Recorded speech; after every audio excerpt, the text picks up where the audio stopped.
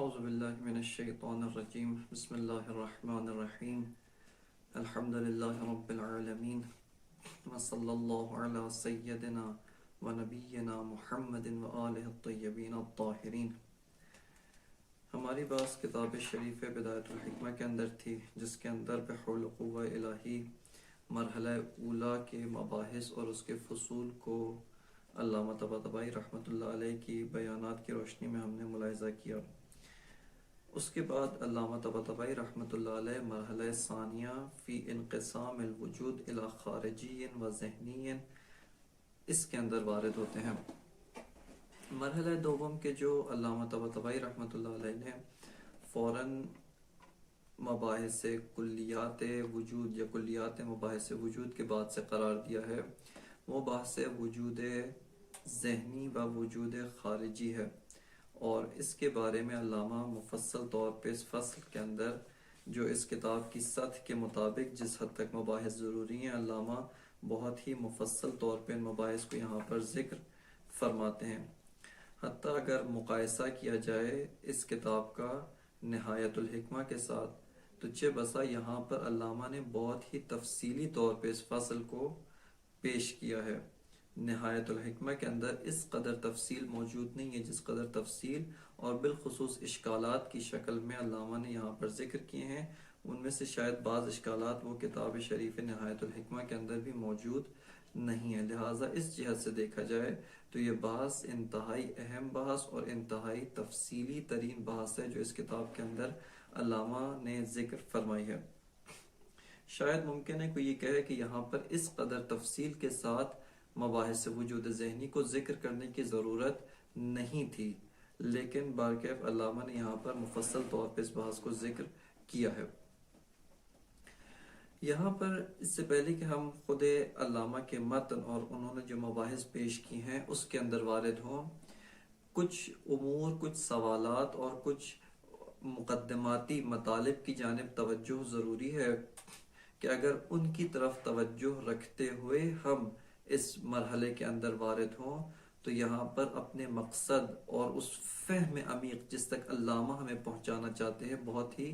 تیزی کے ساتھ اور بہت ہی جلدی ہم اس تک پہنچ سکتے ہیں۔ لیکن اگر ان مقدمات، ان سوالات کو عبور کر کے و نظر انداز کر کے اس فصل اور اس مرحلے میں وارد ہوں تو چہ بسا وہ عمیق فہم کے جو علامہ ہمارے ذہنوں میں منتقل کرنا چاہتے ہیں حاصل نہ ہو سکے۔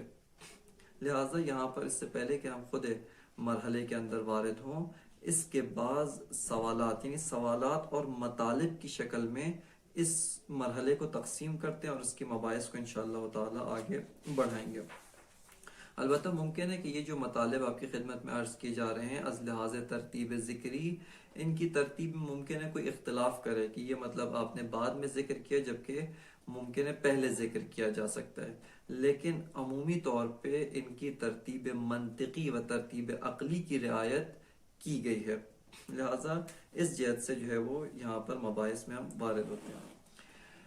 ایک مطلب جو اس فصل میں وارد ہونے سے پہلے جاننا ضروری ہے اور اس کی طرف علامہ نے صراحتاً کوئی ذکر نہیں فرمایا مگر اشارات اور بعض تلویحات کے طور پر ذکر کیا، لیکن صریحاً اس کی طرف اشارہ نہیں فرمایا، وہ ہے تاریخچہ مختصر و اجمالی مبحث وجود ذہنی کہ وجود ذہنی کی تاریخچہ کیا ہے، کہاں سے بحث شروع ہوئی، کس طرح سے پروان چڑھی اور کس طریقے سے اس بحث نے آگے سفر طے کر کے ہم تک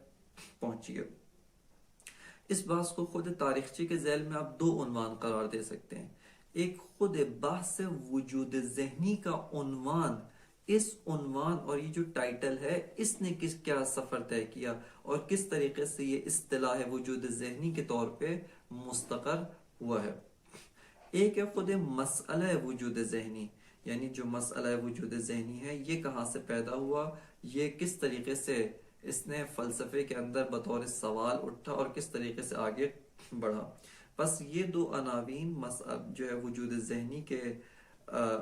تاریخچے کے طور پہ جاننا ہمارے لیے انتہائی ضروری ہے۔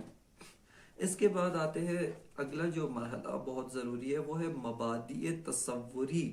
جو دقیق طور پہ اس وجود ذہنی کے اندر ہمیں جاننا ضروری ہے، وہ اصطلاحات اور وہ کلمات جن کے بارے میں بحث کی جائے گی، جن سے استفادہ کیا جائے گا، اور ان کلمات کا معنی دقیق طور پہ سمجھنا ہمارے لیے ضروری ہے۔ اسی کے ذیل میں وجود ذہنی اور موجود ذہنی میں کیا فرق ہے؟ آیا موجود ذہنی یا الموجود فی الذہن وہی وجود ذہنی ہے، یا اس کے علاوہ ہٹ کے کوئی اور شے ہے؟ ایک اور چیز جو اسی مبادی تصوری میں جاننا ضروری ہے وہ یہ کہ آیا تصور و جو یہاں پر بحث ہے وجود ذہنی میں، وہ مفاہیم و تصورات کے بارے میں ہے یا تصویرات کو بھی شامل ہے؟ کہ اس کی وضاحت کریں گے کہ اس سے کیا مراد ہے۔ صرف سوالات پیش کرنا مقصود ہے ابھی، تاکہ ان سوالات اور اس ذہنیت آمادہ کے ساتھ ہم اس بحث میں وارد ہو سکیں، اور انشاءاللہ تعالی یہاں پر ان سوالات کے جوابات کی طرف متوجہ ہوں گے، اور علامہ نے جہاں پہ ان کے بارے میں ذکر کیے، اشارات کیے ہیں، وہیں پہ آ کر یہ آمادگی کے ساتھ ان کے جوابات کی طرف بھی ہم اشارہ کریں گے، اور ان کے بارے میں بھی مفصلا انشاءاللہ تعالی بحث کریں گے۔ بس تصور یا مفہوم و تصویر ذہنی، اس میں بھی کوئی فرق ہے یا فرق نہیں ہے، اور ہماری بات سے وجود ذہنی صرف تصورات کو شامل ہے، مفاہیم کو شامل ہے، تصویرات کو بھی شامل ہے۔ ایک اور مطلب جو یہاں پہ قابل غور و قابل دقت ہے وہ یہ ہے، کیا بات سے وجود ذہنی صرف اور صرف تصورات میں ہی مختص ہے؟ جیسے آپ علم حصولی کو تقسیم کرتے ہیں کہ علم حصولی یا تصوری یا تصدیقی، تصوری بھی یا بدیہی و نظری، تصدیقی بھی یا بدیہی یا نظری، کہ اس تقسیم دوم سے ہمیں فی الحال کوئی سروکار نہیں ہے۔ خب آیا بحث وجود ذہنی صرف مفاہیم اور تصورات میں جاری ہے، یعنی تصدیقات میں بھی یہ بحث جاری ہے یا جاری نہیں ہے؟ یہ ایک سوال۔ اس کے بعد ایک اور سوال جو ہے، آیا بحث وجود ذہنی صرف ماہیات کو شامل ہے؟ یعنی تصور میں بھی اگر ہم نے کہا کہ بحث وجود ذہنی تصورات میں جاری ہے، آیا تصور ماہوی کو شامل ہے، صرف ماہیات کو شامل ہے؟ مفاہیم فلسفی، معقولات ثانیہ فلسفی، مفاہیم منطقی، معقولات ثانیہ منطقی، ان کو شامل نہیں ہے یا ان کو بھی شامل ہے؟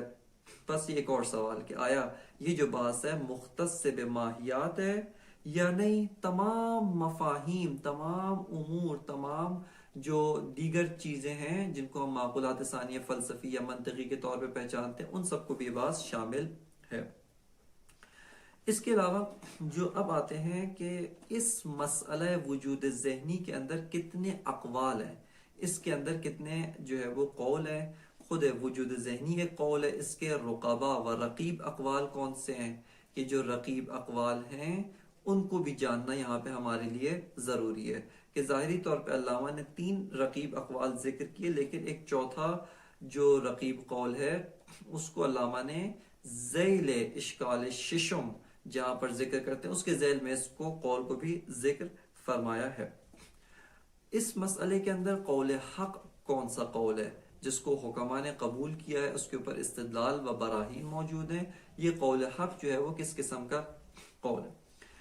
اس کے بعد جو ہے وہ اشکالات بر بحث وجود ذہنی کون سے ہیں؟ یعنی آیا وجود ذہنی کی جو بحث جس کے قائل حکماء ہیں، اس بحث پہ کوئی اشکالات بھی ہیں؟ کسی نے اشکال بھی کیا یا اشکال نہیں کیا؟ اس کے بعد کے اشکالات کیا؟ آیا اشکالات کا جواب دیا گیا ہے یا جواب نہیں دیا گیا؟ اشکالات بحث وجود ذہنی۔ اس کے بعد جو ہے ایک اور، پس آپ یہ سوالات ہیں جو خود بحث وجود ذہنی کے ساتھ تعلق رکھتے ہیں۔ ایک اور جو سوال یہاں پر ہے جو انتہائی اہمیت کا حامل ہے، جس کو شاید ترتیبی لحاظ سے ہمیں شروع میں ذکر کرنا چاہیے، اور انشاءاللہ اس کی مباحث انشاءاللہ شروع میں ذکر کریں گے، وہ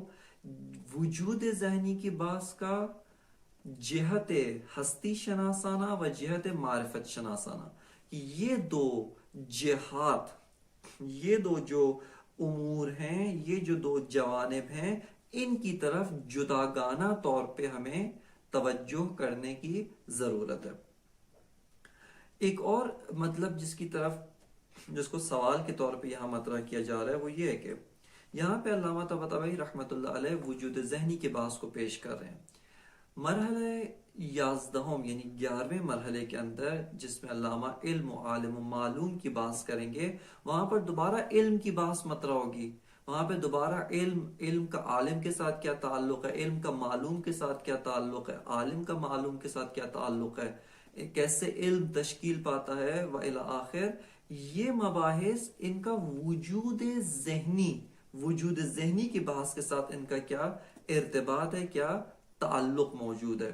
یہاں تک کہ اس وجہ سے یہ سوال کیوں اہمیت کا حامل ہے، آیا بعض نے کہا ہے کہ یہ مباحث ایک دوسرے کے لیے مثال کے طور پہ ایک دوسرے سے مستغنی کرتی ہیں۔ اگر آپ علم کی بحث کریں، وجود ذہنی کی بحث کرنے کی دوبارہ ضرورت نہیں، اور جنہوں نے دوبارہ وجود ذہنی کی بحث کی ہے، تکرار کے علاوہ کوئی اور کام نہیں کیا۔ اگر وجود ذہنی کی بحث کریں، آیا علم کی بحث سے ہم مستغنی اور بے نیاز ہو جاتے ہیں، یعنی دوبارہ پھر بھی ہمیں علم کی بحث کو الگ سے نئے سرے سے مطرح کرنے کی ضرورت ہے۔ اس کے علاوہ وہ نظریات جو 11ویں مرحلے کے اندر علم و عالم و معلوم میں پیش کیے جائیں گے، آیا وہ نظریات بعض سے وجود ذہنی کو ابطال کرتے ہیں، بعض سے وجود ذہنی کو تخریب کرتے ہیں، اور اس کے جائے گزین کے طور پہ وہ نظریات آتے ہیں؟ یعنی علم کے باب میں جو حکماء نے بات کی ہے، بالخصوص جناب صدر المطلحین، جو اتحاد علم و عالم و معلوم کے قائل ہیں، یا اتحاد عقل و عاقل و معقول کے قائل ہیں، اس نظریے کے اساس پہ بحث وجود ذہنی اپنی جڑ کے ساتھ مکمل طور پہ تخریب ہو جاتی ہے، مکمل طور پہ خراب ہو جاتی ہے، اس کی گنجائش باقی نہیں رہتی۔ یعنی اس بحث کے باوجود ابھی بھی وجود ذہنی کے پاس اپنے جو ہے وہ بنیادوں کے اوپر استوار ہے، اور اس بحث کی تخریب نہیں ہوتی ہے۔ بس بحث وجود ذہنی کا علم و عالم و معلوم کی بحث کے ساتھ کیا تعلق ہے؟ آیا ان میں نسبت تضاد ہے، یا ان کے اندر نسبت جو ہے وہ کوئی اور جہت کی ہے، کہ جس کو اپنے مقام پہ انشاءاللہ تعالی تفصیلی طور پہ بیان کیا جائے گا۔ اس کے علاوہ ایک اور مسئلہ یہ ہے کہ ہم مرحلہ اولا کے اندر اصالت وجود کی بحث کو اس بات کر چکے ہیں، اس کے بعد تشکیک در وجود کو اس بات کیا، وإلی آخر دیگر بہت ساری امور کو ہم نے اس بات کیا، مغایرت وجود بماہیت، اسی طرح زیادت وجود بر ماہیت، عروض وجود بر ماہیت، یہ جو مختلف مسائل ہیں، یہ جو مختلف امور ہیں، ان کو ہم تثبیت کر چکے ہیں۔ اس بحث وجود ذہنی کا اصالت وجود کی بحث کے ساتھ کیا تعلق ہے، کیا ارتباط ہے؟ آیا یہ بحث وجود ذہنی، جیسا کہ بعض کہتے ہیں کہ ایک امر ذہنی ہے، ایک ذہنی بحث ہے، اس کا اصالت وجود جو ایک امر خارجی ہے اس کے ساتھ کوئی تعلق نہیں بنتا ہے؟ بس یہاں پر ہم یہ دیکھنا چاہیں گے کہ بحث اصالت وجود و اعتباریت ماہیت کا وجود ذہنی کی بحث سے کیا تعلق ہے۔ اس کے علاوہ بحث تشکیک در وجود، وجود میں آپ تشکیک کے قائل ہیں، اس کا بھی کوئی وجود ذہنی کی بحث کے ساتھ ارتباط ہے یا ارتباط نہیں ہے؟ اعادہ معدوم، دیگر جتنی مباحث موجود ہیں جو علامہ طباطبائی رحمۃ اللہ علیہ نے پہلے بیان کی ہیں، ان کا بحث وجود ذہنی کے ساتھ کوئی ارتباط موجود ہے یا ارتباط موجود نہیں ہے؟ اس کو بھی انشاءاللہ تعالی انہی مباحث کے ذیل کے اندر دیکھا جائے گا۔ بس یہ وہ کلی طور پہ سوالات تھے جو اس بحث کے اندر وارد ہونے سے پہلے جن کی طرف ہمیں متوجہ ہونا چاہیے، دقیق طور پہ ان سوالات کا ہمیں علم ہونا چاہیے، اور ان سوالات کی روشنی میں، ان سوالات کو مد نظر رکھتے ہوئے ہماری یہ کوشش ہونی چاہیے کہ بحث وجود ذہنی کو ہم اچھی طرح سے حل و فصل کر سکیں۔ ایک یہاں پر مطلب جو قابل ذکر ہے، قابل غور و قابل دقت ہے، وہ وجود ذہنی کے بارے میں بعض بزرگان و بعض فلاسفہ معاصر دور عصر کے فلاسفہ، ان کی یہ نگاہ ہے کہ بحث وجود ذہنی اساسی طور پہ بحث علم کے ساتھ، علم و عالم معلوم کے ساتھ کوئی فرق نہیں رکھتی، بلکہ بحث وجود ذہنی کا ایک جنبہ معرفت شناسانہ ہے، جس کو انہوں نے اپنی کتاب آموزش فلسفہ میں دروس مباحث معرفت شناسی کے جو بیان کیے فرماتے ہیں، اس میں ہم نے بیان کیا ہے۔ اور ایک جنبہ وجود ذہنی کا جنبہ ہستی شناسانہ ہے، جس کو ہم نے مرحلہ علم و عالم و معلوم کے اندر بیان کیا ہے۔ بس اساسی طور پہ بحث وجود ذہنی کی اب کوئی گنجائش باقی نہیں رہتی، اور اس بحث کو مطرح کرنے کی کوئی ضرورت نہیں ہے۔ لہٰذا انہوں نے اپنی کتاب آموزش فلسفہ، جناب حضرت استاد مصباح کی رحمۃ اللہ علیہ کی جو کتاب ہے، اس کے اندر انہوں نے وجود ذہنی کی بحث کو سرے سے حذف کیا، اور اس کو جو ہے وہ اساسی طور پہ ذکر نہیں کیا گیا۔ آیا اس کے علاوہ بعض دیگر بزرگان اس مطلب کے مدعی ہیں کہ وجود ذہنی کی بعض اصالت ماہوی کے اوپر مطرح ہوتی ہے، یعنی اگر کوئی انسان اصالت ماہیت کا قائل ہے، وجود ذہنی کے بعض کا بھی قائل ہو سکتا ہے، لیکن اصالت وجود کی اساس پہ جب ہم وجود کو اصیل مانتے ہیں، وجود کو خارج میں واقعیت و موجود فی الذات مانتے ہیں، بالذات کون موجود ہے؟ وجود موجود ہے، اس اساس پہ وجود ذہنی کی بات اساسی طور پہ خارج سے اٹھ جاتی ہے۔ یہ ایک امر ذہنی ہے، اس کا فلسفی و مباحث فلسفی سے کوئی تعلق نہیں بنتا۔ لہٰذا اس اساس پہ جب ہم دیکھتے ہیں، مشاہدہ کرتے ہیں، تو بحث وجود ذہنی کے اندر کم و بیش یہ سوالات پیش آتے ہیں اور ان کی جانب ہمیں متوجہ ہونا چاہیے۔ اس کے علاوہ بہت سے اور ایسے سوالات ہیں جو مباحث کے مابین و مباحث کے درمیان پیش آتے ہیں، اور جب ہم ان مباحث میں وارد ہوتے ہیں وہاں پہ بہت سارے سوالات اٹھتے ہیں، انسان کے سامنے جلوہ نمائی کرتے ہیں، اور انشاءاللہ تعالی وہیں پر اپنے مقام پر ہی ان مباحث، ان سوالات کے جو وجود ذہنی کے بارے میں اٹھتے ہیں ان کی طرف اشارہ کیا جائے گا اور ان کا وہیں پر جواب دینے کی کوشش کی جائے گی۔ بس یہ کلی طور پہ وہ مباحث ہیں جن کو بحث وجود ذہنی کے اندر ہمیں دیکھنے کی ضرورت ہے اور ان کو حل کرنے کی ضرورت ہے۔ اس کے بعد وارد ہوتے ہیں سب سے پہلے ہم خود ساختار مباحث وجود ذہنی بر اساس کتاب بدایت الحکمہ۔ اس کی اساس پہ علامہ نے بحث وجود ذہنی کو کس ساختار کے ساتھ بیان فرمایا۔ جیسے آپ نے مشاہدہ کیا مرحلہ اولا جس کے اندر علامہ کلیات مباحث وجود کو بیان کرتے ہیں، وہاں پر علامہ طباطبائی رحمۃ اللہ علیہ پہلے مقدمات بحث اصالت وجود کو ذکر کرتے ہیں، بداہت وجود، اس کے علاوہ عروض وجود والماہیت و الہٰذا، اس کے بعد بحث اصالت وجود کو ذکر کرتے ہیں، تشریح در وجود کو ذکر کرتے ہیں، اور ان کے فروعات اور ان کے لوازم کو علامہ نے وہاں پر ذکر فرمایا۔ بس آپ نے مشاہدہ کیا کہ وہاں پر ایک ترتیب، ایک ساختار، ایک نظم اور ایک نظام کے تحت علامہ نے مباحث کو مطرح کیا ہے۔ اس مرحلے کے اندر متاسفانہ طور پہ علامہ نے اس مرحلے کو متعدد فصول میں تقسیم نہیں کیا ہے، یعنی ایسا نہیں ہے کہ علامہ نے یہاں پر آ کر کہا کہ وجود ذہنی کی پہلی بات کو ہم فصل اول میں، پھر فصل دوم، فصل سوم و الی آخر جتنی بھی فصول ہے ان میں مباحث کو بیان کرتے ہیں، بلکہ کل بحث وجود ذہنی کو علامہ ایک فصل میں ذکر کیا ہے اور اس فصل کے آخر میں ایک خاتمہ ذکر فرماتے ہیں۔ بس مباحث وجود ذہنی کو علامہ نے یہاں پر ایک فصل میں ذکر کیا جس کے آخر پر ایک خاتمہ موجود ہے۔ علامہ کی جو ان مباحث کو مطرح کرنے کی ترتیب ہے جو علامہ رضوان اللہ علیہ کا بیان موجود ہے، وہ یہ ہے کہ علامہ نے سب سے پہلے اس مسئلے کے اقوال کو ذکر کیا ہے کہ علم حصولی کے اندر، نہ علم حضوری، علم حصولی کے اندر جب ہم کہتے ہیں کہ علم خارج از واقعیت ہے، علم واقعیت کی حکایت کرتا ہے، علم حاکی از واقعیت ہے، خوب اس وقت اس مسئلے کے بارے میں کہ علم کس طرح سے خارج و واقعیت سے حکایت کرتا ہے، تین اقوال وجود میں آتے ہیں۔ ایک قول حکماء ہے جنہوں نے جو وجود ذہنی کے قائل ہیں، دوسرا بھی قول ہے جو بعض دیگر علماء و بعض دیگر حکماء کا قول ہے جس کے اندر وہ وجود ذہنی کے قائل نہیں ہے بلکہ موجود فی الذہن کے قائل ہیں، کہ ان میں انشاءاللہ فرق مبادی تصوری کے ذیل میں بیان کیا جائے گا۔ تیسرا قول ہے جو منسوب بجناب فخر رازی ہے، آیا واقعاً جناب فخر رازی کی یہی مراد تھی، یہ مراد نہیں تھی، یا اس کے علاوہ کوئی اور مراد تھی جو ہم تک نہیں پہنچی، ان کی کتابوں میں یا تحریف ہوئی ہے یا ان کی کتابیں تمام کی تمام ہم تک نہیں پہنچی۔ ان کا جو قول ہے وہ قائل بے اضافہ ہیں، بحث وجود ذہنی میں قائل بے اضافہ ہے۔ پس پہلا قول وجود ذہنی، اس کے بعد دوسرا قول بے شبح، تیسرا قول بے وجود، قول بے اضافہ ہے کہ علم از طریق اضافہ رونما ہوتا ہے۔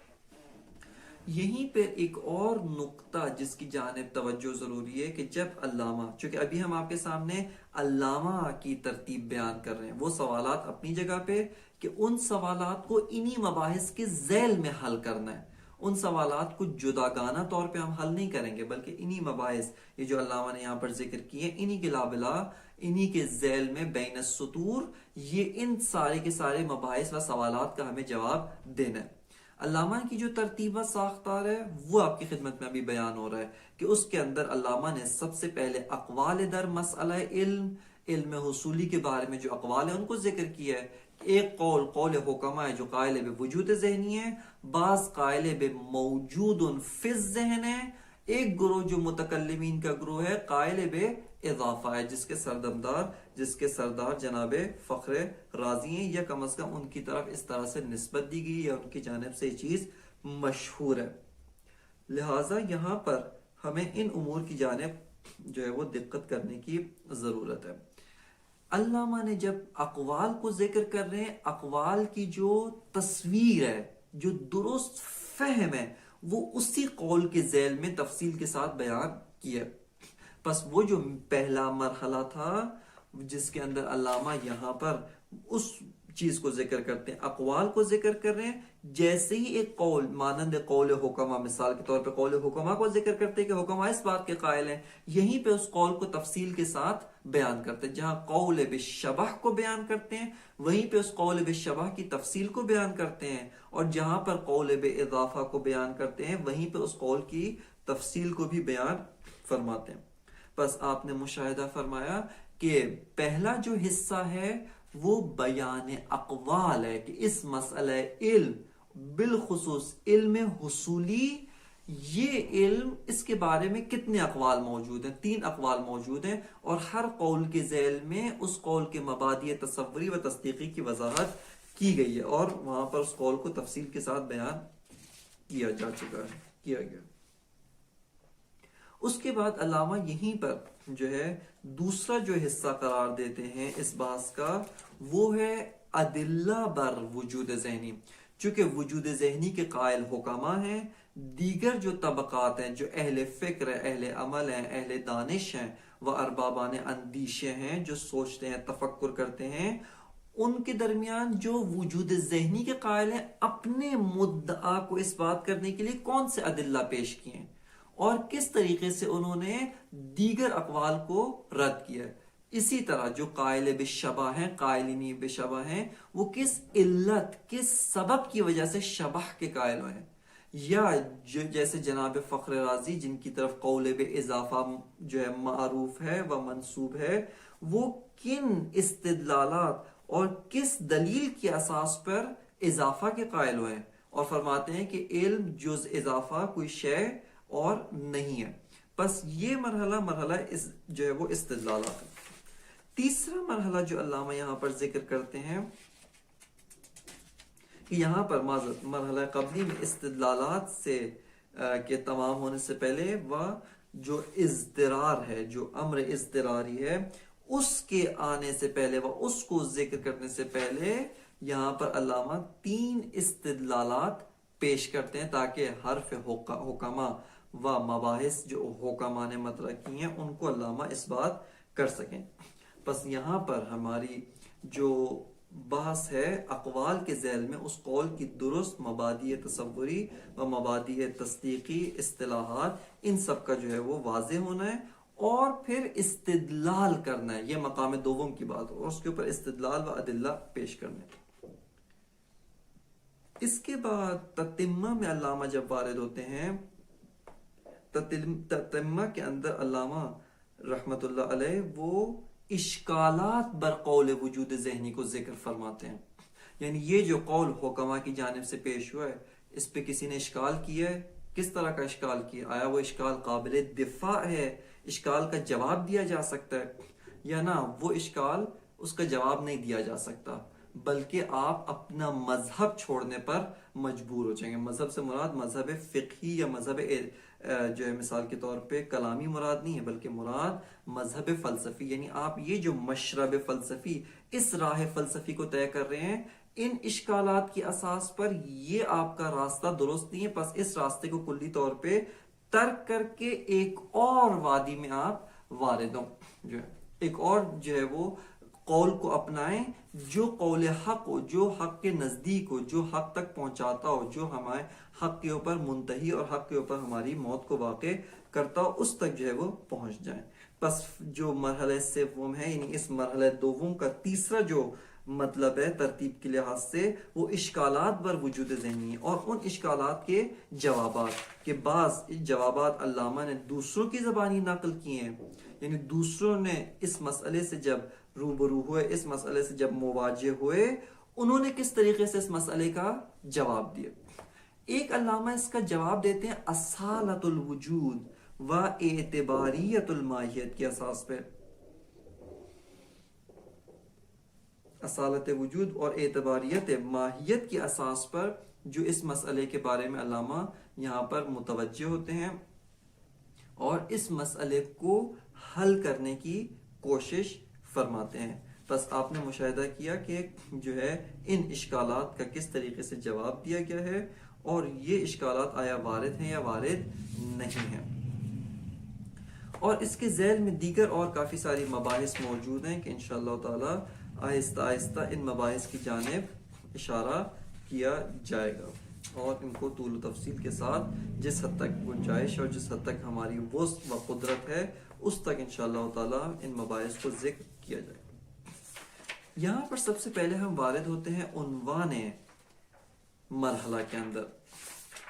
علامہ طباطبائی رحمۃ اللہ علیہ نے عنوان مرحلہ اس طریقے سے قرار دیا ہے: المرحلۃ الثانیۃ فی انقسام الوجود الی خارجی و ذہنی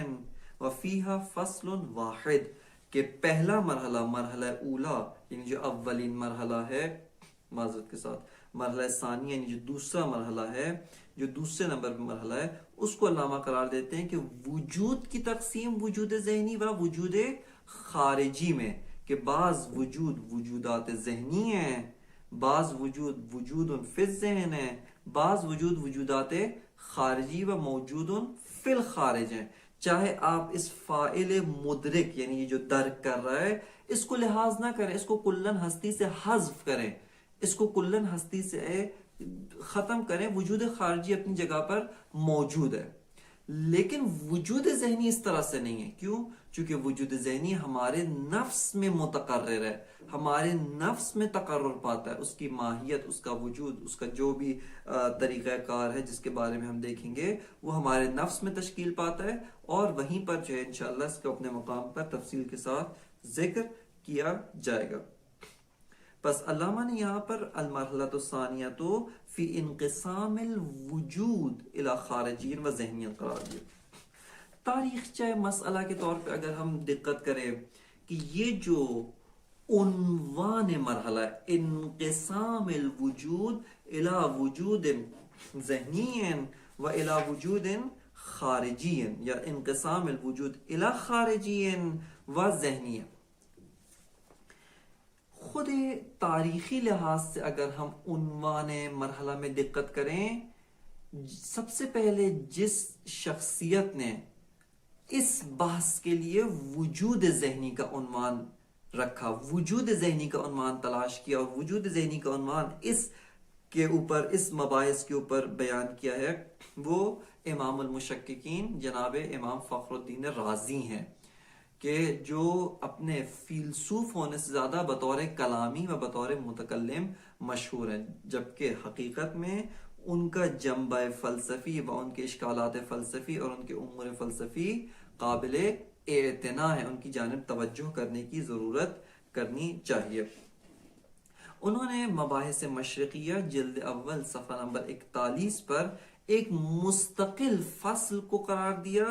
وجود ذہنی کے بارے میں، اور اس کا عنوان یہ رکھا: فی اثبات الوجود الذہنی، یعنی وجود ذہنی کو اس بات کرنے کے بارے میں یہ فصل ہے۔ پس تاریخی لحاظ سے جب ہم تتبع کرتے ہیں، اور جیسا کہ اساتید بھی ذکر فرماتے ہیں کہ وجود ذہنی کی جو بحث ہے اس کا عنوان جناب فخر رازی سے شروع ہوتا ہے، اور جناب فخر رازی نے اس محتوا، اس انسان کے علم حصولی جو خارج از واقعیت، جو خارج از علم، خارج از نفس واقعیت سے حکایت کرتا ہے، اس کو انہوں نے عنوان دیا عنوان وجود ذہنی، یا اس عنوان کے ساتھ فی اثبات الوجود ذہنی.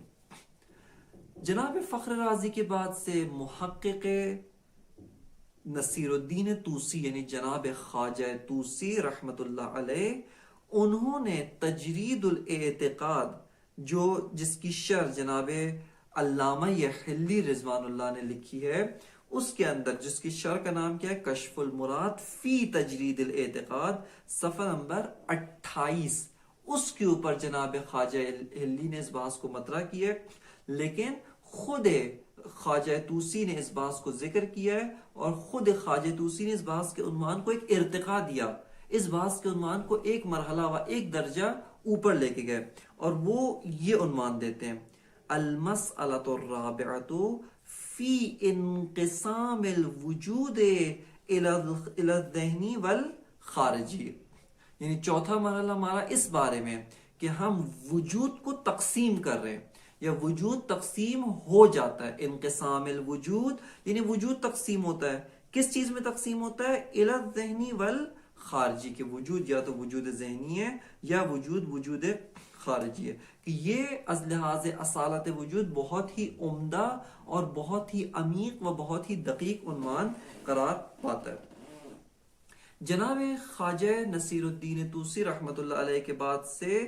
ملا صدرہ اور دیگر جو بزرگواران ہیں، علامہ طباطبائی سے پہلے جو دیگر بزرگواران ہیں جیسے جناب محقق سبزواری، جناب حکیم سبزواری،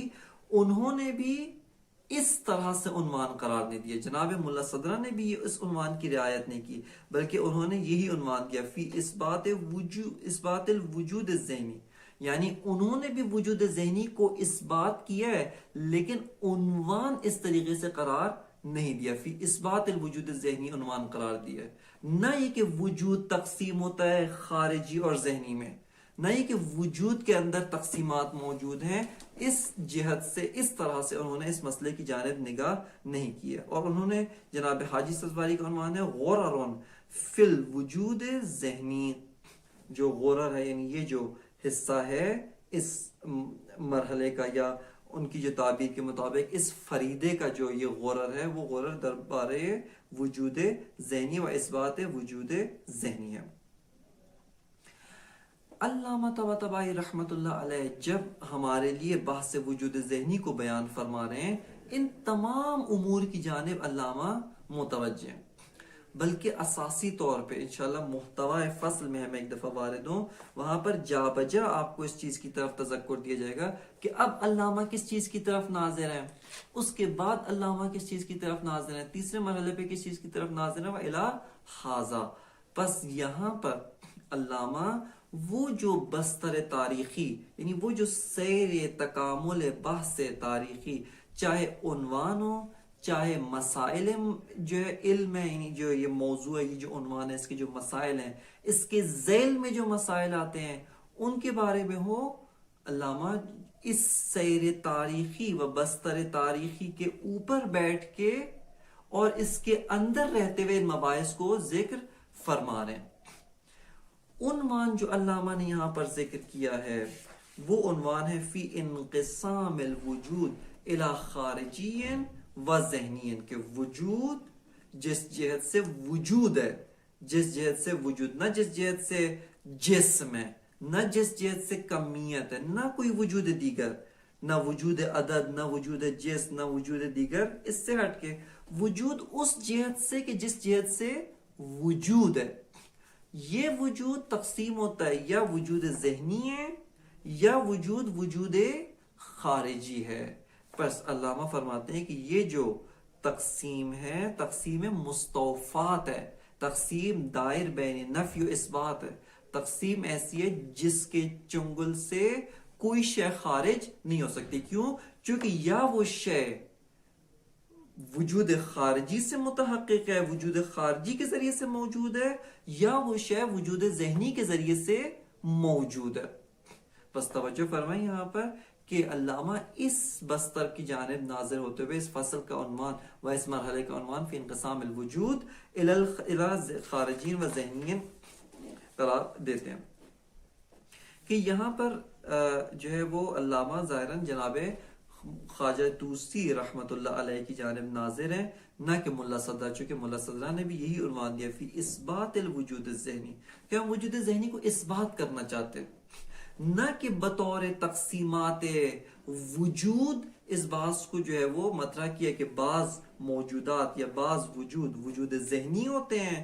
بعض وجود بعض دیگر موجودات موجودن فی الخارج ہیں، وجود خارجی ہیں۔ لہٰذا یہاں پر علامہ نے جناب خواجہ نصیر الدین طوسی رحمت اللہ علیہ کی پیروی کرتے ہوئے اس فصل کا عنوان دیا فی انقسام الوجود الی الذہنی او الخارجی یا الی الخارجی و ذہنی۔ یہ ایک مطلب ہے کہ یہاں پر ذکر کرنا ضروری قرار پاتا ہے۔ اس کے علاوہ ایک اور مطلب جس کی جانب ہمیں توجہ کرنے کی ضرورت ہے، اور تھوڑا سا یہ جو عنوان مرحلہ ہے وہ ہمیں اس کی طرف متوجہ کرتا ہے یا ہمیں اس سے غافل کرتا ہے، یہ بہتر ہے کہ ہمیں اس مسئلے سے غافل کرتا ہے، ہماری توجہ اس مسئلے کی طرف جانے نہیں دیتا ہے، اور وہ یہ ہے کہ عنوان میں ہم نے کیا قرار دیا، بالخصوص جب مباحث اصالت وجود تثبیت ہیں، تشکیک کے در وجود دیگر مباحث کو تثبیت کر کے اب وجود ذہنی کی بحث میں آ رہے ہیں، یہاں سے لگتا ہے کہ انقسام الوجود، یہ جو الوجود ہے اس سے مراد وہی الوجود وہی ہستی ہے جس کا وصف اصیل ہونا ہے، جو ہستی اصیل ہے، جو ہستی اعتباری ذہنی نہیں ہے، بلکہ وہ ہستی جو اعتباری ذہنی ہے وہ مراد نہیں ہے، بلکہ وہ ہستی جو اصیل ہے، اصالت رکھتی، جس کی اصالت کو ہم نے اس بات کی ہے وہ مراد ہے۔ اور اس جہت سے دیکھیں تو یہ تقسیم ایک تقسیم مستوفات و ایک تقسیم مساوی و کاملا درست ہے۔ لیکن انشاءاللہ تعالیٰ آگے جا کے اس کی طرف تھوڑا سا تذکر دیں گے ہم آپ کی خدمت میں، اور وہ یہ ہے کہ وجود ذہنی کی جو بحث ہے وہ وجود اصیل کے ساتھ تعلق اس طرح کا تعلق نہیں رکھتی ہے۔ یہاں پر جب ہم کہتے ہیں کہ الوجود اما ذہنیون و اما خارجیون، یا الوجود اما ذہنیون او الخارجیون، یہ جب کہا جاتا ہے الوجود انقسام الوجود الی ذہنین و خارجین، اس پہلے والے الوجود سے جو چیز ذہن میں متبادر ہوتی ہے وہ وجود اصیل ہے، کہ وجود اصیل یا تو وجود ذہنی ہے یا وجود اصیل وجود خارجی ہے، جبکہ یہ مراد نہیں ہے۔ کیوں؟ چونکہ وہاں پہ اصالت وجود کی بحث میں بھی آپ کی خدمت میں عرض کیا تھا، جو شے عین اصیل ہے اس کی ذات اصالت ہے، یعنی اس کی ذات میں ہی اصالت ہے۔ اصالت ایک وصف خارج از ذات و عارض بر ذات نہیں ہے، اس طرح کا ایک وصف نہیں ہے کہ جو ذات کے اوپر خارج سے آ کر اس کے اوپر عارض ہو جائے،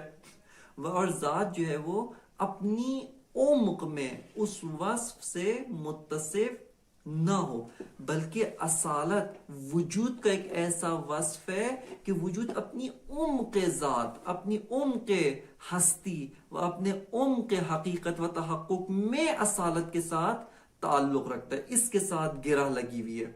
جب وجود کی گرہ اصالت کے ساتھ ہے، وہ اصالت عین خارجیت ہے، اس کا معنی کیا تھا آپ کی خدمت میں، عین ترتب آثار ہے۔ خب جب اصالت کا یہ معنی ہے تو کس طریقے سے ایک شیء اصیل ترتب بذات جس کا کام ہی آثار کو ظہور و بروز دینا ہے، کس طریقے سے بے عینی ہی وہی وجود ذہنی ہو جائے؟ یہ تو ممکن نہیں ہے۔ لہٰذا جیسا کہ جناب استاد حضرت استاد امینی نژاد نے اپنے حاشیے کے اندر بدایت الحکمہ کے اوپر ان کا جو حاشیہ و تعلیقہ ہے اس کے اندر اس مسئلے کی جانب ہمیں متوجہ کروایا ہے کہ یہاں پر الوجود سے مراد وہ وجود اصیل نہیں ہے جس کی اصالت کو ہم نے مرحلہ اولا کے فصل رابع کے اندر اس بات کیا تھا، چونکہ وہ وجود اصیل تو ذہنی نہیں ہو سکتا، ذہن عین عدم ترتب آثار ہے، جبکہ وجود اصیل عین ترتب آثار ہے۔ ذہن جو ہے وہ برخلاف خارجیت ہے، جبکہ وجود کی ذات عین خارجیت، عین متن ساز، عین متن پرکن ہے، اور وجود اگر خارجیت ہونے سے ذہنی ہو جائے اس صورت میں انقلاب در ذات وجود ہے، وجود نہیں رہا ہے، بلکہ کوئی شے دیگر بن گیا. پس یہاں پر عنوان میں اگر ہم دقت کریں الوجود سے کیا مراد ہے؟ الموجود مراد ہے. یعنی یہ جو علامہ نے یہاں پر ذکر فرمایا ہے فی انقسام الوجود الی خارجی و ذہنی، یہ انقسام الوجود سے مراد انقسام الموجود کہ موجودات یا وجود ذہنی ہے یا وجود خارجی ہے. چونکہ وجود اصیل اس جہت سے جس جہت سے یہ اصیل ہے، اس جہت سے جس جہت سے یہ عین تحقق خارجی ہے، وہ عین ترتب آثار ہے، وجود ذہنی نہیں ہو سکتا. کیوں وجود ذہنی نہیں ہو سکتا؟ چونکہ وجود ذہنی عین عدم ترتب آثار ہے. اصلا اس کے اوپر آثار جو ہے وہ مترتب نہیں ہوتے ہیں. کہ اس کی جانب اگر دوستان جو ہے وہ رجوع کرنا چاہیں، فصل رابع مرحلہ اولا کی جو فصل رابع ہے اس کے اندر جو اصالت الوجود کے براہین علامہ نے ذکر کیے ہیں، ان میں سے تیسرا برہان اسی مطلب کو قرار دیا کہ وجود عین تحقق خارجیت ہے، عین خارجیت ہے.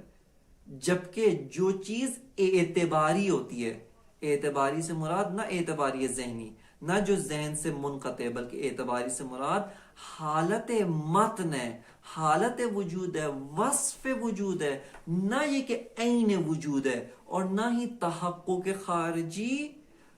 خارج میں متحقق ہونا اس کا عین ذات ہے، بلکہ ماہیت اپنی ذات کی وجہ سے تو خارج میں موجود نہیں ہے. اپنی ذات کی وجہ سے خارج میں موجود ہو نہیں سکتی. کیوں؟ چونکہ اس کی نسبت متساوی ہے باوجود و عدم. موجود ہونے کے لیے بھی اس کو علت چاہیے،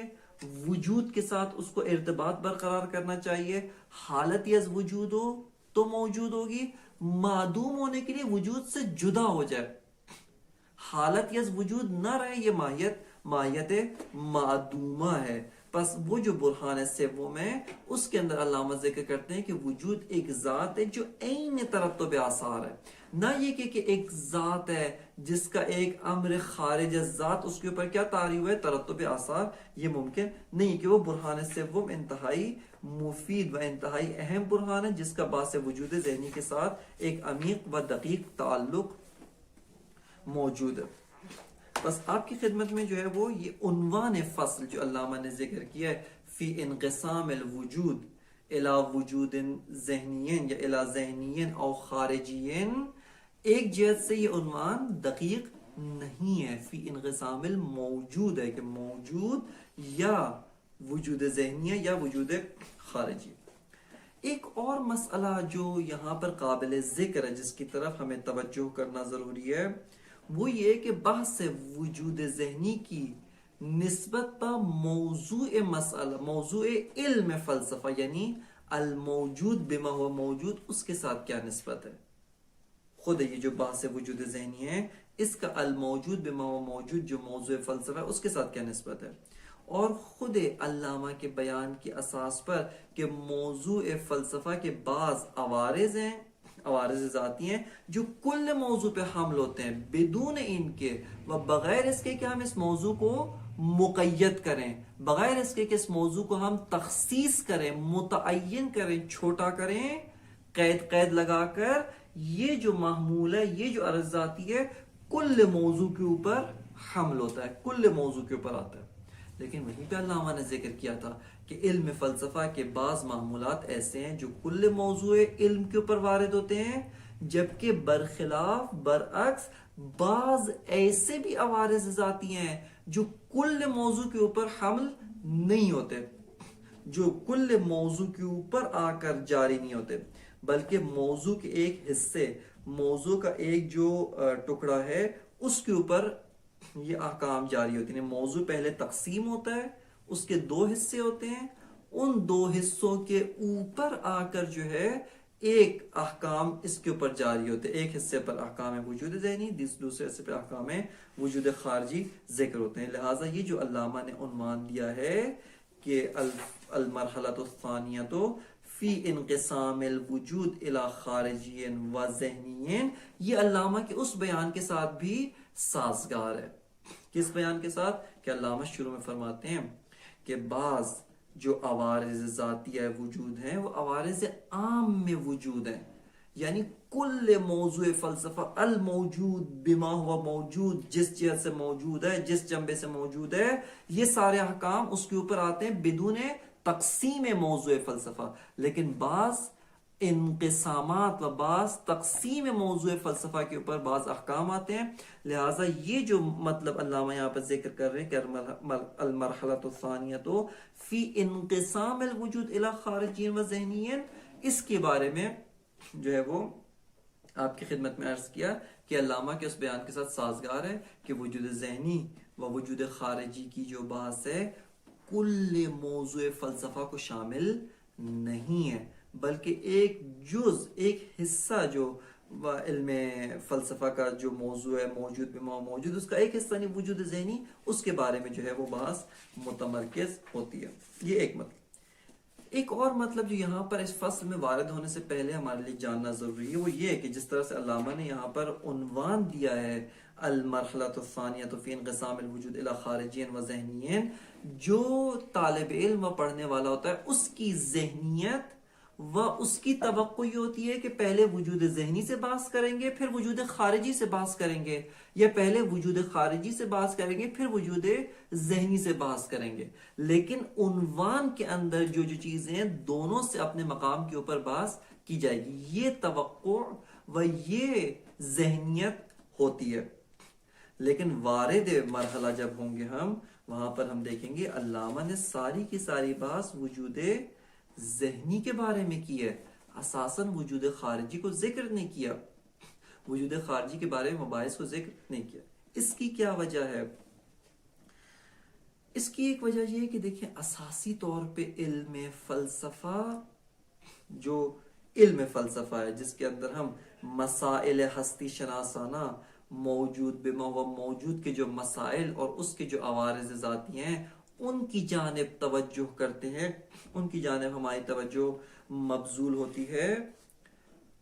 خب یہاں پر ہم دیکھتے ہیں کہ وجود ذہنی ایک ایسا عنوان ہے جس کے اپنے خاص مختص احکام ہیں، اس کے اپنے خاص مختص احکام ہیں، در مقابل وجود خارجی کے. وجود خارجی بھی ایک عنوان ہے جس کے اپنے خاص بعض مختص احکام ہیں جو کل وجود خارجی کے اوپر جاری ہوتے ہیں در مقابل وجود ذہنی. بس یہاں پر جو بحث وجود ذہنی ہے وہ ایک عنوان ہے جس کے اپنے خاص مختص احکام و عوارض ذاتی ہیں جو کل بحث وجود ذہنی کے اوپر جاری ہوتے ہیں اور وجود ذہنی میں ہم ان سے بحث کرتے ہیں. اس کے مقابلے میں وجود خارجی کے اپنے بعض احکام ہیں، بعض مختص امور ہیں، بعض مختص احکام ہیں جو کل وجود خارجی پہ جاری ہوتے ہیں. لیکن وجود خارجی بے ما ہوا وجود خارجی ایک شے نہیں ہے، بلکہ یہ وجود خارجی مزید تقسیم ہوتا ہے. یہ وجود خارجی یا واجب ہے یا ممکن ہے، یا واجب الوجود ہے یا ممکن الوجود ہے، یا وجود رابط او وجود مستقل، یا وجود فی نفس ہی ہے یا وجود فی غیر ہی ہے، یا وجود بالقوہ ہے یا وجود بالفعل ہے، یا وجود حدوث ہے، حادث ہے یا قدیم. بس وجود خارجی اس کے اندر مزید تقسیمات موجود ہیں، اگرچہ ان تمام تقسیمات سے ہٹ کر بعض ایسے احکام ہیں وجود خارجی کے جو احکام من حیث وجود خارجی ہیں اور وہ ان تمام اقسام و تمام تقسیمات سے مافوق سب کے اوپر جاری ہیں. واجب کے اوپر بھی جاری ہیں، ممکن الوجود پہ بھی جاری ہیں، بالقوہ پہ بھی جاری ہیں، بالفعل پر بھی جاری ہیں، وجود حادث پہ بھی جاری ہیں، وجود قدیم، ان سب کے اوپر جاری ہیں.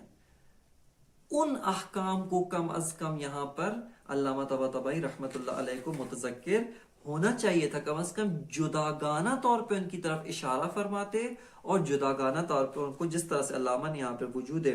ذہنی کے احکام کو ذکر کیا ہے اسی طرح سے وجود خارجی بما ہوا وجود خارجی کے جو احکام ہیں ان کی جانب بھی متذکر ہونے کی ضرورت تھی. لیکن انشاءاللہ تعالی مباحث کے دوران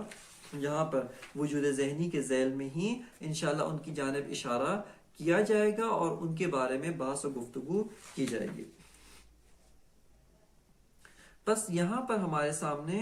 جو عنوان مسئلہ ہے اور اس مسئلے کے ذیل میں جو بعض سوالات اور اس بحث میں وارد ہونے کے لیے ایک جو مناسب دریچہ تھا وہ آپ کی خدمت میں بیان کیا ہے اور اس کے آپ کی خدمت میں عرض کیا. اس سے پہلے کہ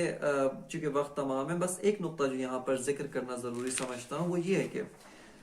اس کی طرف پہلے اشارہ کیا لیکن پھر ایک دفعہ دوبارہ اس بحث وجود ذہنی کے اندر جس کو علامہ نے ایک فصل قرار دیا، ایک ہی فصل ہے اس کے اندر کل مرحلہ، جو تقریباً ایک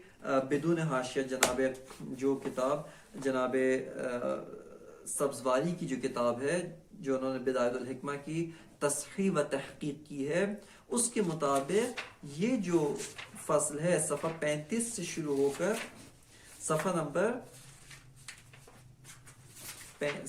35 سے شروع ہو کر صفحہ نمبر 45 تک جاری ہوتی، تقریباً 10 صفحات کے اوپر یہ مرحلہ مشتمل ہے جس کو ایک فصل قرار دیا. لیکن بہتر تھا اس کو چندین فصول میں تقسیم کرتے، لیکن یہیں پر ہم ان مباحث کو چند عنوان یا چند مطالب میں منظم کرنے کی کوشش کریں گے، چند مقامات قرار دیں گے اور اس طریقے سے اس بحث کو آگے جاری رکھیں گے.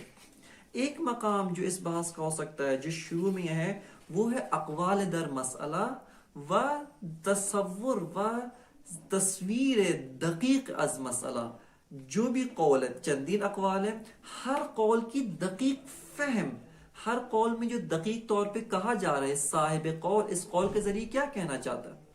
اس کی جو دقیق فہم اور اس کی جو دقیق تصور ہے اس کو حاصل کرنا چاہتے ہیں. یہ مقام اول قرار دیا ہے. اس کے اندر 3 اقوال ہیں. ایک چوتھا قول ہے جس کو علامہ نے اشکال ششم کے ذیل میں ذکر کیا، انشاءاللہ تعالی ہم یہیں پہ اس کو ملحق کریں گے اور یہیں پہ اس کے بارے میں اختصار کے ساتھ بیان کر کے تفصیلی بحث جو ہے وہ اپنے مقام پہ کی جائے گی. پس ابتدائی فصل سے لے کر مقام اول شروع ہوتا ہے یہاں تک واحتج المشہور، اس سے پہلے تک مقام اول جو اس عبارت کے لحاظ سے اس میں ہم تقسیم کرتے ہیں، پس اس سے پہلے تک مقام اول ہے. مقام دوم واحتج المشہور علی ما ذهب الیہ یہاں سے شروع ہوتا ہے کہ یہاں پر استدلالات بر وجود ذہنی کو ذکر کرتے ہیں کہ یہ جو ہمارا مدعا ہے، یہ جو ہمارا بحث ہے اس کے اوپر کیا استدلالات موجود ہیں اس کو علامہ ذکر کرتے ہیں کہ یہ مقام دوم واحتج المشہور سے شروع ہو کر تتمہ سے پہلے تک جاری رہتا ہے. یہاں تک جو ہے وہ استدلالات ہیں. تتمہ جس کو مقام سوم ہم نے قرار دیا ہے اس کے اندر اشکالات بر مدعا یا حکمہ، یعنی اشکالات بر بحث وجود ذہنی اور ان کے جوابات،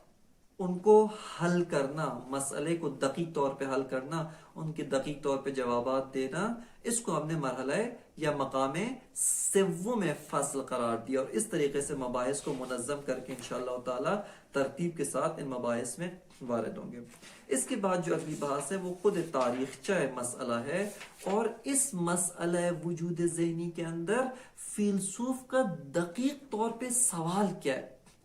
محل نزاع کیا ہے، دقیق طور پہ وہ نقطہ، وہ عمل، وہ جگہ، وہ دقیق نقطہ، وہ دقیق سوال فلسفی کیا ہے. انشاءاللہ تعالی آئندہ آنے والے جلسات و دروس میں اس کی طرف اشارہ کیا جائے گا. وصلی اللہ علی سیدنا و نبینا محمد و آلہ الطیبین الطاہرین.